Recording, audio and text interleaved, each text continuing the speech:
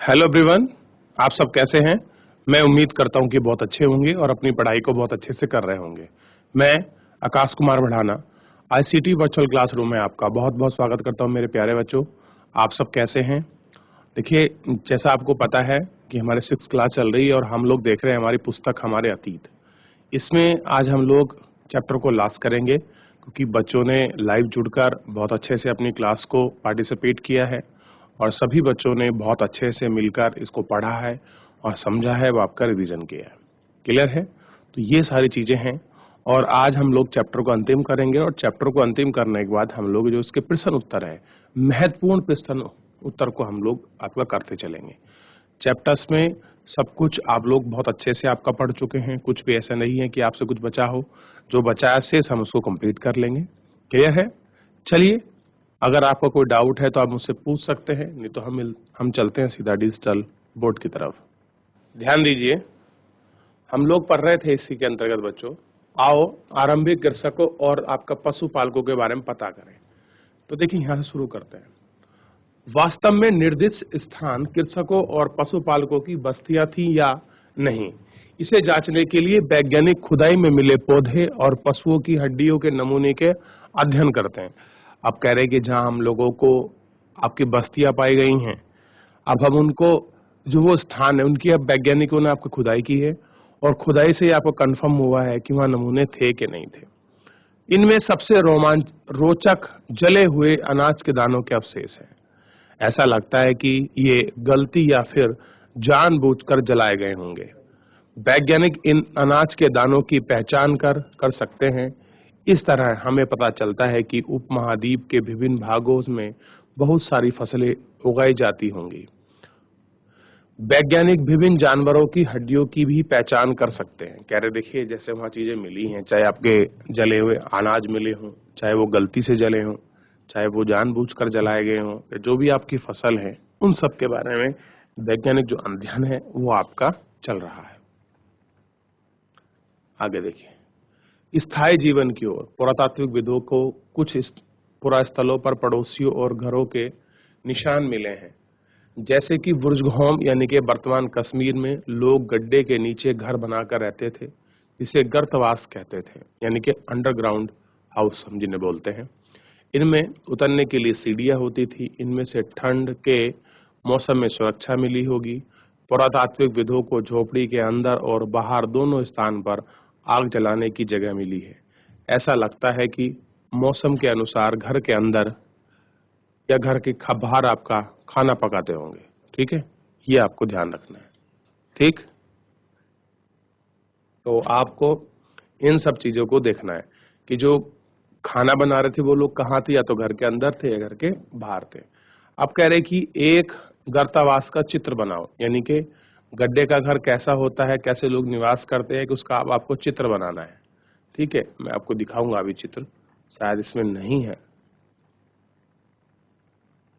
चलिए, मैं आपको दिखा दूंगा कल कि गर्दावास का चित्र क्या होता है। बहुत सारे जगहों से पत्थर के औजार भी मिले हैं।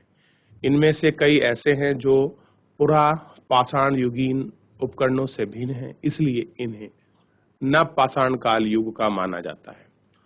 इनमें से वे औजार हैं जिनकी धार और अधिक पैन कर उन पर पालिश चढ़ाई गई थी।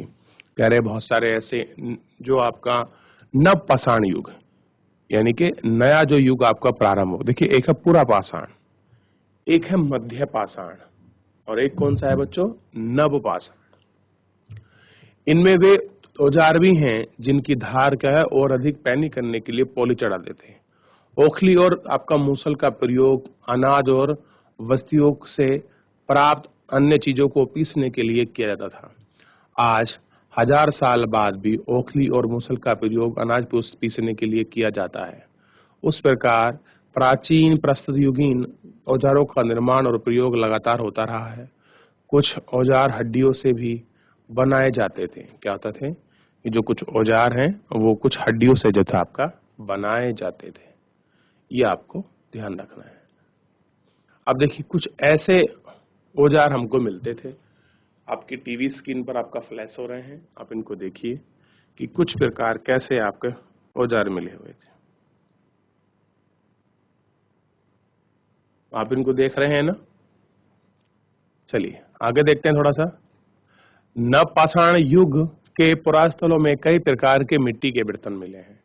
कभी कभी इन पर अलंकरण भी किया गया था। देखिए, जो आपके मिट्टी के बर्तन हम लोगों को मिले हैं, अलंकरण का मतलब है कि उन पर आपका सुंदर सी आपकी चित्रकारी या फिर आपका डिजाइन किया गया था। ठीक है।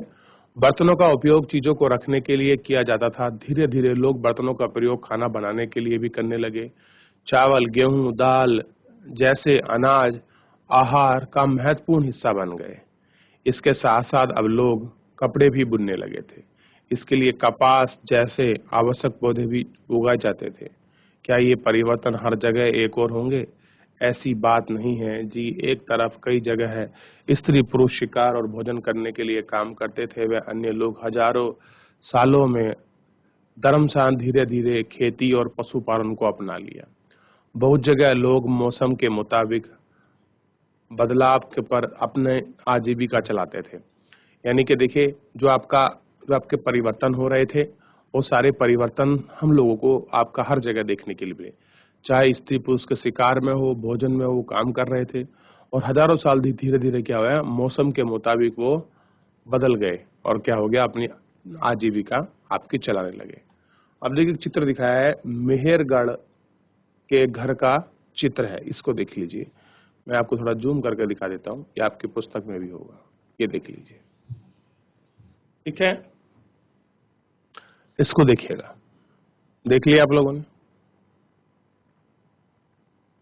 थोड़ा इसको पढ़िए। सूक्ष्म निरीक्षण, मेहरगढ़ में जीवन मृत्यु। मानचित्र 2 प्रश्न नंबर 13 पे मेहरगढ़ को ढूंढो। तो मेहरगढ़ में आपको बता रखा था, फिर भी मैं आपको दिखा देता हूं। मेहरगढ़ ढूंढिए बच्चों, मेहरगढ़ को आपको दिखाई देगा। ये रहा मेहरगढ़। देख लिया आप लोगों ने? क्लियर है? आप देखिए, ये है ईरान से जाने वाले सबसे महत्वपूर्ण रास्ते। बेलन दर्रे के पास एक हरा भरा समतल स्थान है। मेहरगढ़ संभवतः वह स्थान है जहां स्त्री पुरुषों ने इस इलाके में सबसे पहले जो गेहूं उगाना, भेड़ बकरी पालना सीखा। यह विभिन्न प्रकार के जानवरों की हड्डियां मिली हैं। इसमें हिरण तथा सुअर जैसे जंगली जानवर तथा भेड़ जैसी बकरियां हैं। मेहरगढ़ में इसके अलावा चौकोर और आयताकार घर के अवशेष मिले हैं। प्रत्येक घर में 4 या उससे ज्यादा कमरे हैं। इसमें कुछ संभवतः भंडार के काम में आते होंगे। ठीक है, ये दिखाया गया है। मृत्यु के बाद सामान्यतः मृतक सबसे सगे संबंधी और उसके प्रति सम्मान जताते थे। ठीक है, क्या करते थे? अगर आपका किसी व्यक्ति की मृत्यु हो गई, तो जो उसके सगे संबंधी थे वो क्या करते थे? उसके प्रति सम्मान जताते थे।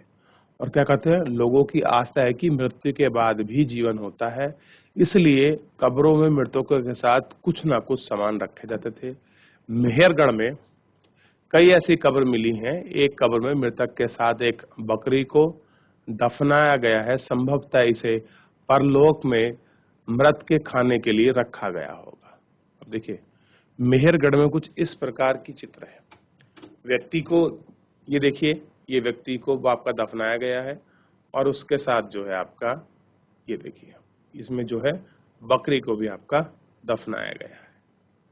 अब जरूरी नहीं ये बताया गया है कि शायद उनको, कि जब व्यक्ति की मृत्यु होती है उसके बाद भी जीवन है, तो वहां पर इसका जीवन होगा, इसलिए इनको वहां रखा गया होगा। अब देखिए, एक अन्य जानकारी हमको मिली है। अपने एटलस पर फ्रांस को ढूंढो। यह चित्र फ्रांस की एक गुफा का है।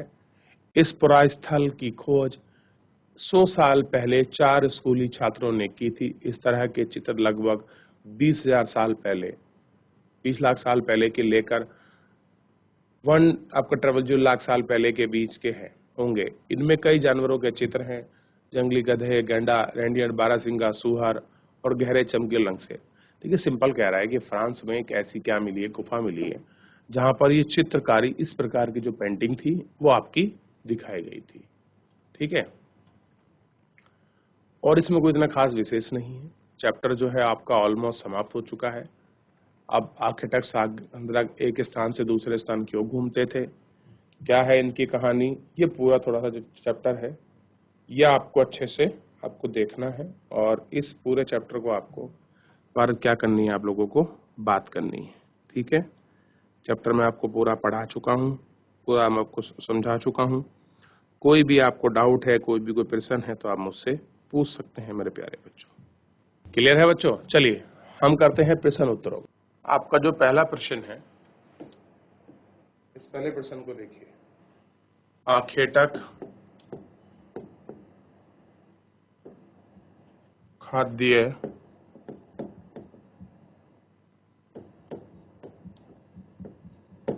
संग्रहक कौन है? बताइए बच्चों, आंसर लिखना है। आखेटक खाद्य संग्रहक कौन है? देखिए, आपको पता है, पूरा चैप्टर आपने पढ़ा है।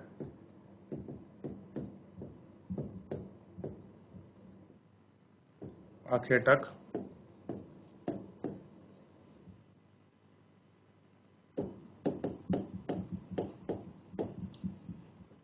खाद्य संग्रहक पृथ्वी पर 20 लाख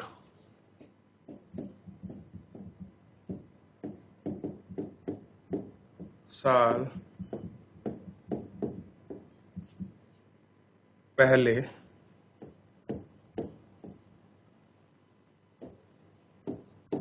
रहा करते थे।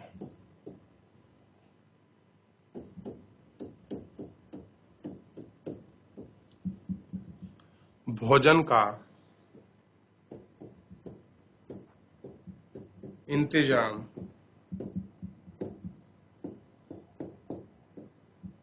करने की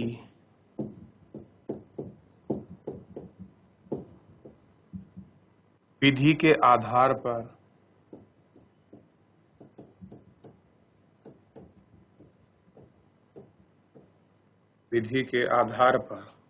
उन्हें इस नाम से पुकारा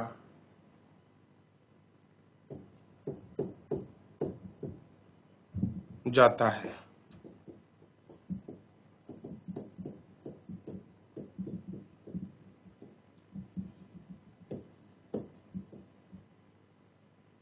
आमतौर पर खाने के लिए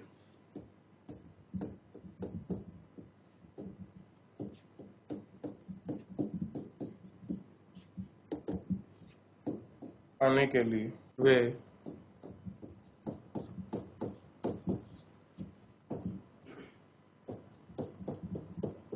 जंगली जानवरों का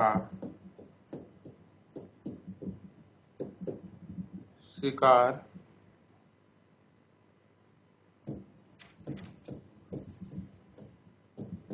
करते थे। इसको कॉपी करें, फिर आगे बढ़ेंगे। क्या करते थे? जंगली जानवरों का शिकार करते थे।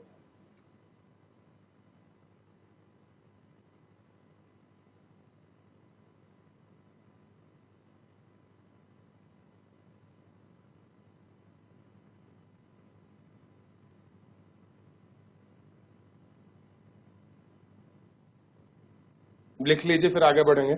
लगा पता बच्चों? क्या करते थे वो? जानवरों का शिकार करने के लिए, अपने भोजन के लिए वो एक स्थान से दूसरे स्थान पर घूमते थे। ठीक है, याद रहेगा।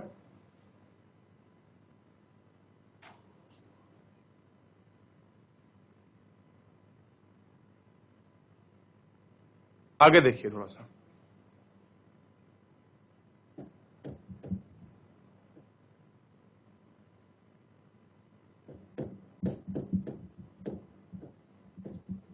मछली और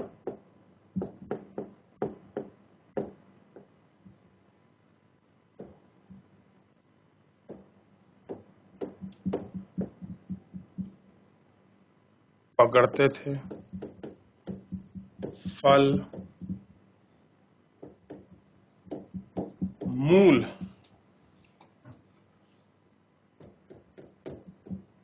दाने पौध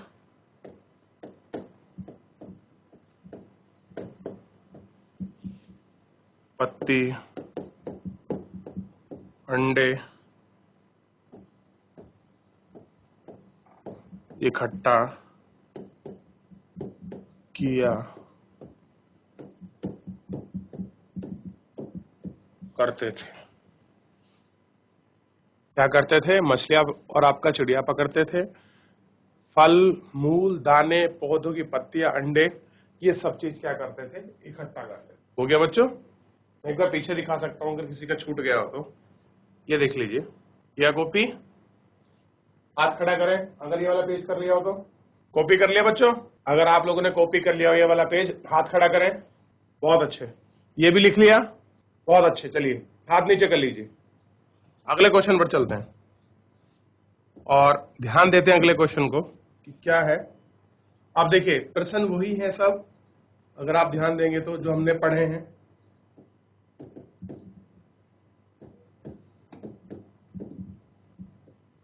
आखेटक,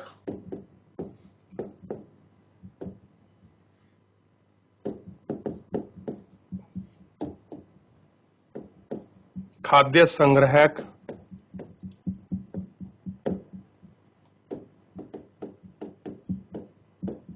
समुदाय के लोग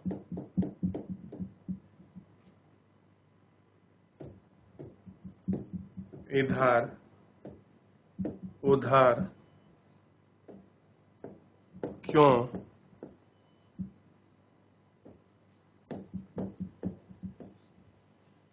घूमते रहते थे? बताइए बच्चों, क्यों घूमते रहते थे? तो देखिए आंसर में लिख रहे हैं,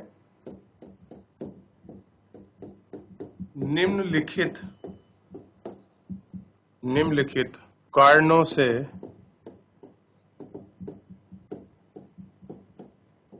आखेटक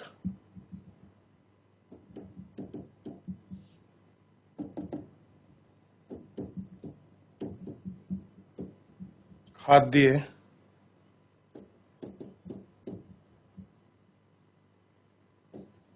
संग्रहक समुदाय के लोग इधर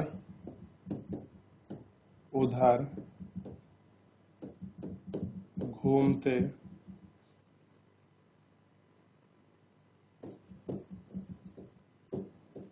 रहते थे।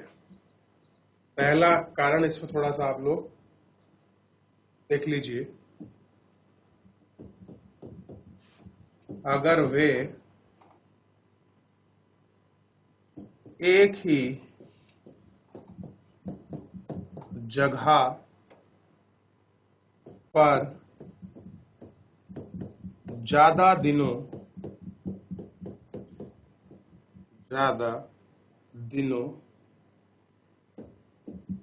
तक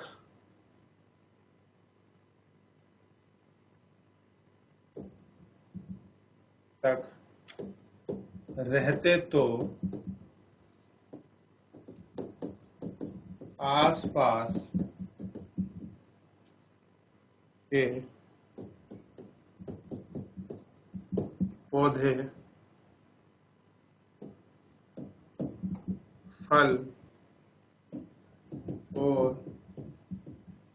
फल और पहले लिख लीजिए फिर आगे बढ़ेंगे।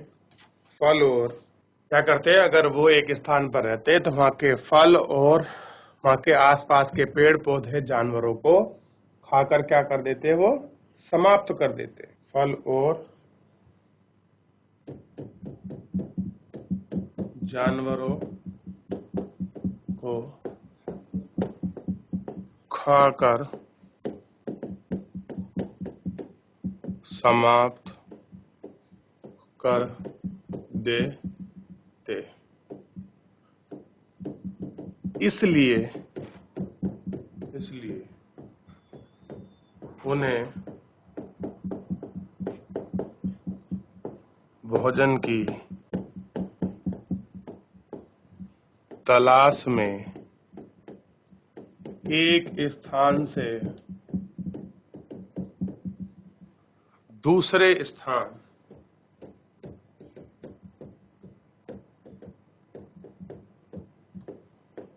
जाना पड़ता था।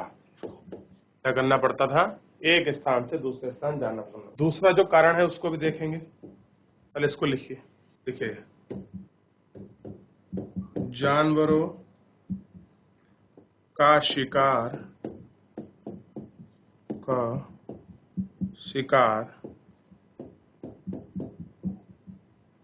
करने के लिए वे एक जगह से दूसरी जगह जाया करते थे। इसको लिख लिया बच्चों। दो कारण पढ़ लिए। तीसरे को देखिए।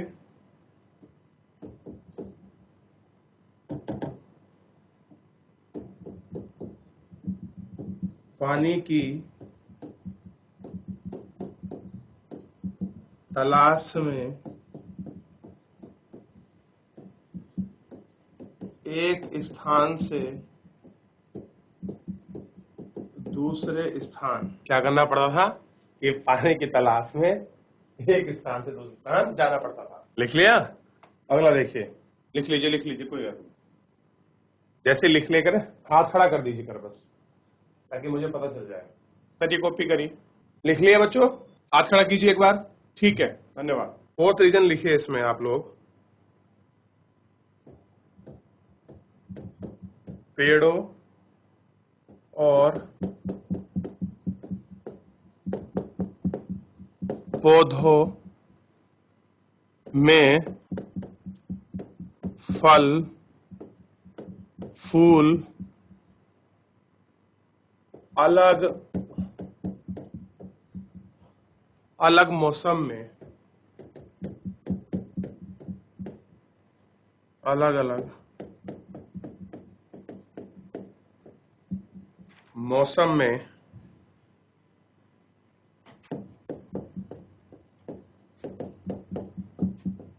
आते हैं। ठीक है? इसलिए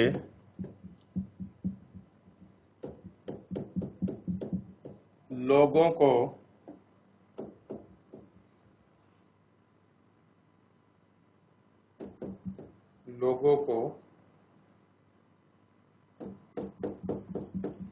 मौसम के अनुसार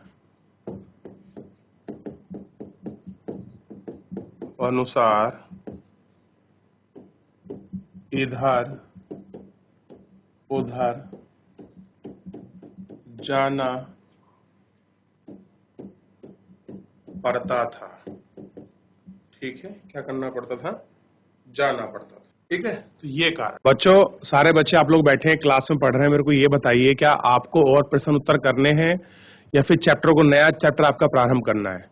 अगर आप चाहते हैं कि मैं आपको चैप्टर पढ़ाऊं और बाद में आपको प्रश्न उत्तर कराऊं, तो एक बार सभी बच्चे हाथ खड़ा कर दीजिए। बच्चों, मैं आपसे ये पूछना चाह रहा हूँ, कोई भी स्कूल का बच्चा माइक ले।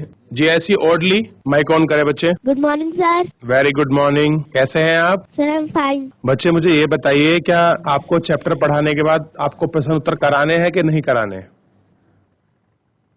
सर कराने हैं। चलो ठीक है, बहुत बढ़िया। अब मैं सारे आपको चैप्टर भी पढ़ाऊंगा और आपको प्रश्न उत्तर भी कराऊंगा। चलिए बैठ जाइए, इतना ही पूछना था आपसे। नीचे इस सर कौन सा स्कूल है?